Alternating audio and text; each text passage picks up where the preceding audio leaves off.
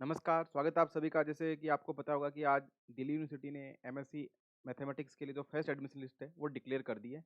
अब अपन इस वीडियो में इसकी कट ऑफ का आइडिया लगाएँगे और अभी आप लोगों को क्या करना है, जिन लोगों को एडमिशन हो गया, उनको क्या करना है, जिन लोगों का नहीं हुआ है, उनका क्या करना है। ऑब्वियसली जिनका नहीं हुआ उनको तो अपन को पता है कि सेकंड लिस्ट का वेट करना है, क्योंकि आपको पता है डीयू ने अपना शेड्यूल जारी करा है। उस शेड्यूल में बताया उन्होंने कि सेकंड और थर्ड लिस्ट भी डिक्लेयर होगी। तो सबसे पहले जिनका हो गया उनको कांग्रेचुलेशंस, और जिनको नहीं हुआ है उनका भी होएगा ही, क्योंकि मेरे को आप लोगों से पार्टी लेनी है। तो ऑब्वियसली जिनका नहीं हुआ है वो होंगे, तो वो पार्टी के लिए तैयार हैं देने के लिए, और जिनका हो गया है उनको वैसे तैयार होना है, क्योंकि उनको तो पार्टी देनी ही देनी है।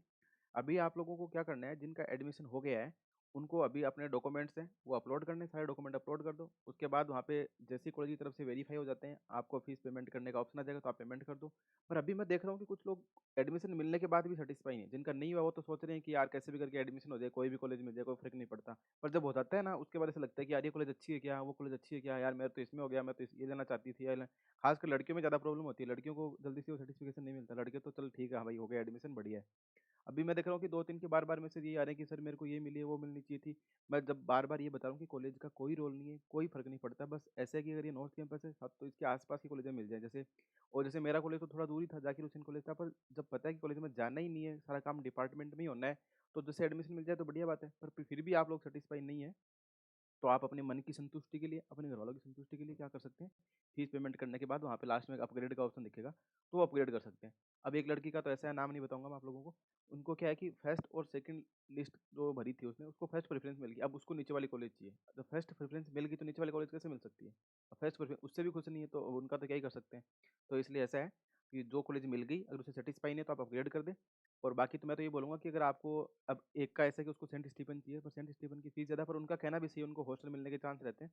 तो आपने हॉस्टल का फॉर्म अप्लाई करा है, सेंट स्टीफन का फॉर्म अप्लाई किया हुआ है, तो आप एक बार हेल्पलाइन पे पूछ लें, वहाँ पे आपका इंटरव्यू का शेड्यूल आ जाएगा, क्योंकि सेंट स्टीफन में पहले इंटरव्यू होगा, उसके बाद ही आपको एडमिशन मिलेगा।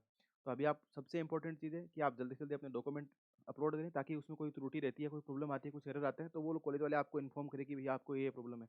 और जो डॉक्यूमेंट आपके पास अवेलेबल नहीं है, उनके लिए आपको क्या करना पड़ेगा, अंडरटेकिंग का फॉर्म अप्लाई कर सकते हैं।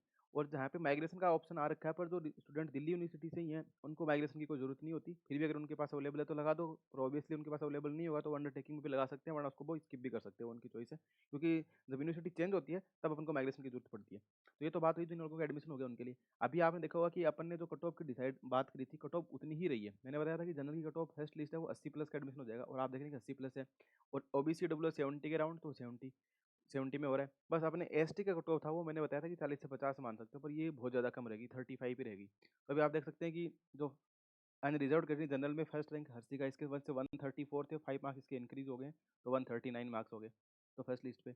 और आपको एक पता होगा कि जो स्टूडेंट जनरल कैटेगरी में आ रहे हैं यहाँ पे, तो इसमें जनरल वालों को थोड़ा सा नुकसान है, क्योंकि देखो ये कैंडिडेट एससी का है, ये ओबीसी का है, ये ईडब्ल्यूएस का है, ईडब्ल्यूएस का, ये ओबीसी का। तो एक पेज पे ही देखो आप 5 कैंडिडेट ऐसे आगे जो जनरल में आ गए, यानी कि इन्होंने जनरल के 5 लोगों को बाहर कर दिया, और इन्होंने ओबीसी का एक एक्स्ट्रा दिया, क्योंकि ओबीसी की सीटें तो फिक्स होती हैं, जनरल की फिक्स नहीं होती, क्योंकि जनरल में तो कोई भी आ सकता है। एससी एसटी ईडब्ल्यूएस ये सारे इसमें आ गए। तो देखिए 139 है। अभी मैंने देखा था कि अपन ने पोल डाला था, उसमें 120 प्लस लोग बहुत से कमेंट करे थे कि उनके पास 120 प्लस मार्क्स है। अगर यहाँ पे आप देखेंगे ना, तो 120 प्लस कितने हैं, 2 3 4 लोग ये ऐसे हैं, 120 तो वो पोल सब फर्जी था, क्योंकि तुम लोग ऐसे सही ईमानदारी से तो बताते नहीं हो अपने नंबर कितने हैं, सब ऐसे ही बेवकूफ़ी की तरह टिक कर देते हैं उस पर। तो ये था। अभी तो आपको देखो 103, मतलब इसमें 19 लोग हैं जिनके 100 प्लस ही हैं, 2-4 और 120 125 हैं, मतलब टोटल 25 लोग मान सकता हूँ मैं जो 100 प्लस थे बस। अब इनमें से कुछ लोग तो कहीं न कहीं एडमिशन ले चुके हैं या छोड़ देंगे। पर जनरल का जो लास्ट एडमिशन है वो आप देखेंगे कि 80 नंबर पे हो गया था, जिसको जानकी देवी मेमोरियल कॉलेज मिली है ज्योति सिंह को। और ये 37 रैंक है, और इसकी जो चॉइस थी वो 8 थी, 8वें नंबर की, और इसके ये थे क्वालीफाइंग मार्क्स बने 69, मतलब 80 नंबर पे हो गया। तो ऐसे मान के चलो कि 75 से जो जनरल में कैंडिडेट है, उसका 75 में एडमिशन है वो स्कोर कर सकता है, क्योंकि अभी डीयू ने खुद डिक्लेयर करा कि 26 नवंबर को और 3 दिसंबर को, ये तो सेकंड लिस्ट की है, थर्ड लिस्ट इनकी आने वाली है, तो 5 नंबर तो नॉर्मल सी है। तो अब 70 से 75 के बीच में कट ऑफ मतलब जाएगी, क्योंकि 70 से कम तो जनरल का कोई चांस ही नहीं, क्योंकि इतने ज़्यादा डिफरेंस 10 से कम बहुत ज़्यादा हो जाता है। मे बी 70 हो जाए, और कोई ज़्यादा ही छोड़ दें, कुछ ऐसे हो जाए तो क्या पता चले जाए। पर अपन ऐसे मान सकते हैं कि 70 से 75 के बीच में चांस है, पर 75 प्लस है ना, वो श्योर माने अपने आप, क्योंकि उनका एडमिशन, क्योंकि 5 नंबर तो 2 लिस्ट और आनी है, इसमें से कुछ लोग छोड़ेंगे भी। तो 75 प्लस में एडमिशन आराम से इजीली हो जाएगा, 75 प्लस में, जैसे जनरल कैटेगरी में 70 से 75 के बीच में चांस है, कोई श्योर नहीं बोल सकते। तो जो बार बार आप ये ना पूछे सर मेरे इतने मार्क्स हैं हो जाएगा क्या हो जाए, तो अब ये आइडिया मिल रहा है 75 प्लस में आप मान सकते हैं इजीली, 70 से 75 के बीच में आपके चांसेस हैं। ये तो जनरल की बात होगी। अब ओबीसी की बात करें तो ओबीसी में हाईएस्ट मार्क्स, जैसे कुछ स्टूडेंट ऐसे थे ओबीसी वाले जो जनरल जनरल में चले गए थे, यहाँ पे 104 है। और अब देखेंगे कि जो लास्ट है वो ओबीसी में 71 पे एडमिशन हो रहा है, कुसुम लाटा और ये कविता ओला, इसके भी 72 है, 71 पे एडमिशन हो गया था आपको, किसमें ओबीसी कैटेगरी में 71। तो यहाँ पे भी वही सेम कहानी है, पर यहाँ पे मेरे को ऐसा लगता है कि ओबीसी कैंडिडेट कुछ ऐसे हैं जो जनरल में चले जाएंगे, तो यहाँ पे थोड़ा सा ज़्यादा वेरिएंस आ सकता है, थोड़ा सा ज़्यादा आ सकता है।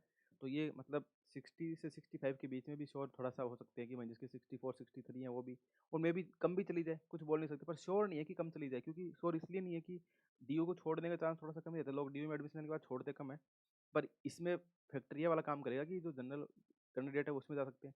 और दूसरी बात आपको बताता हूँ कि कुछ लोग ऐसे हैं जिनका मेरिट पे भी एडमिशन हो जाएगा, उनका इंट्रेंस पे भी हो जाएगा। अब वो उनकी चॉइस होती है कि वो इंट्रेंस से लेते हैं या मेरिट से। अगर वो मेरिट से ले लेंगे तो इंट्रेंस वालों को फायदा हो जाएगा, अगर वो इंट्रेंस से ले लेंगे तो मेरिट वालों को फायदा। इनकी ये क्या है, रिवर्स है। अगर वो मेरिट से एडमिशन लेते हैं तो इंट्रेंस की सीट खाली रह जाएगी, तो उस पर दूसरा स्टूडेंट आ जाएगा। अगर वो इंट्रेंस से लेते हैं तो मेरिट की खाली रह जाएगी, तो मेरिट पर दूसरा स्टूडेंट आ जाएगा। अब वो उन पर डिपेंड करता है, क्योंकि ऐसा हर बार ही होता है। जो डीयू वाले होते हैं वो दोनों देते हैं, एंट्रेंस भी देते हैं और मेरिट बेस भी देते हैं। तो ओबीसी में यहाँ पे 71 पे लास्ट हो रहा है, तो 65 प्लस आप ऐसा मान सकते हैं कि आपका इजीली हो जाएगा। 60 से 65 के चांसेस है, 60 से कम भी जा सकते हैं, क्योंकि यहाँ पे थोड़े से और मैटर फैक्टर ये कम कर देगा कि कुछ लोग जनरल में भी चले जाएंगे, और बाकी सब जगह ये फैक्टर भी काम करेगा कि अभी है ना सीयू के एडमिशन कंप्लीट हो चुके हैं, एचसीयू कंप्लीट हो चुके हैं, तो कुछ लोगों ने एडमिशन ले लिया जो अपने नियर बाई में, जैसे कोई हरियाणा का है वो सेंट्रल पर, हरियाणा वाले तो दिल्ली आना चाहेंगे ऑब्वियसली बात है, पर जो दूर के हैं वो सेंट्रल यूनिवर्सिटी उनके पास में तो वहीं रहना चाहते हैं। जैसे किसी ने कुछ ऐसे स्टूडेंट, जैसे एक अपने एक है हर्ष, हर्ष नाम से है एक स्टूडेंट, तो वो सीयू राज में जाएगा, उसका यहाँ पे भी एडमिशन हो रखा है, पर वो सीयू राज में जाएगा, तो ऐसे, और वो ओबीसी का ही है, तो ओबीसी का तो यहाँ पे इसको छोड़ देगा वो अपनी सीट, तो इसलिए उन लोगों को भी थोड़ा क्या हो जाएगा, फायदा हो जाएगा। अभी बात करते हैं अपन नेक्स्ट एससी कैटेगरी की, सॉरी ईडब्ल्यूएस की। तो ईडब्ल्यूएस में आप देख रहे हैं कि 76 है और हाईएस्ट इसमें 105 पे, पर लास्ट एडमिशन है वो ईडब्ल्यूएस में 69 पे हो गया। तो ये 71 69, तो जैसे जो स्टूडेंट ईडब्ल्यूएस में वो तो 65 प्लस में तो श्योर है, पर देखो ईडब्ल्यूएस की सीटें ज़्यादा नहीं है, ईडब्ल्यूएस की सीटें कम रहती हैं, तो मैं आपको 65 प्लस पे श्योर बताऊंगा, क्योंकि 65 दो लिस्ट और आनी है तो 4 नंबर का वेरियंस तो आ ही जाएगा, कुछ स्टूडेंट जनरल में भी चले जाएंगे। इसलिए ऐसा है कि 65 प्लस तो ईडब्ल्यूएस में हो सकता है, पर 60 से 65 के बीच में भी चांसेस हैं, पर 60 से कम में तो ईडब्ल्यूएस को मुझे नहीं लगता कि एडमिशन होने के चांसेस है, क्योंकि जिस हिसाब से कट ऑफ आई है, और अपना आइडिया एकदम करेक्ट था, जो अपन ने पहले डिसाइड किया था कट ऑफ उतनी ही रही है, कोई ज़्यादा वेरियंस नहीं है, सिर्फ एसटी कैटेगरी को छोड़ के। अब एससी की बात करें तो एससी में आप देख रहे हैं कि 102 हाईएस्ट है, कुछ स्टूडेंट ऐसे थे जो जनरल में भी चले गए, पर लास्ट एडमिशन अब एससी में 50 मार्क्स हो गया, अपन ने 50 के राउंड में बताया था, 50 पे हो गया, तो वही 45 प्लस श्योर और 40 5 नंबर का आप ऐसे मान के चलो कि 5 नंबर का फर्क आएगा। अब हो सकता है एससी में ज़्यादा जाए, पर इसकी सीट ज़्यादा नहीं है, तो 45 से 40 45 या 45 के बीच में, पर 45 प्लस आप इजीली मान सकते हैं कि उनका एडमिशन हो जाएगा।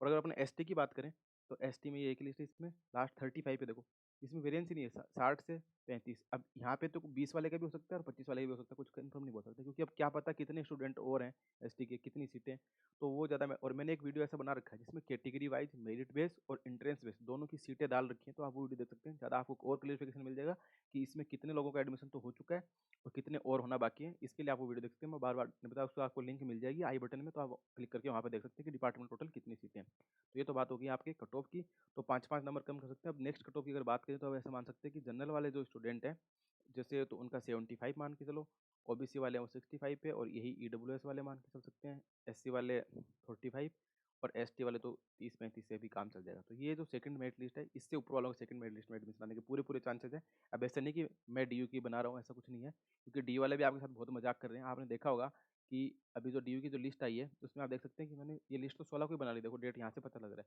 16/11 और 3:42 पे बना ली, और उन लोगों ने आपको कल भी पूरे दिन वेट कराया और आज भी सुबह से वेट करा रहे हैं, आज दोपहर को डाले, और कुछ लोगों को आज पता चला कि आप पोर्टल पे भी जा देख सकते हैं। तो 16 को इन्होंने लिस्ट तो सारी बना रखी है पहले ही कि कितने लोग छोड़ेंगे उस हिसाब से, पर देखो 16 को बना ली थी, पर आप लोगों को मजे ले रहे थे, तो आप लोगों को ये धैर्य की परीक्षा ले रहे हैं, इसलिए आप लोगों को पेशेंस रखना है, कोई जल्दबाजी नहीं करनी है, बढ़िया आराम से मस्त से रहें, और पार्टी की सब लोग तैयारी करें। ऐसा ना सोचें कि सर सबसे पार्टी कैसे लेंगे, मैं सबसे पार्टी लूँगा आप सबको बुला के।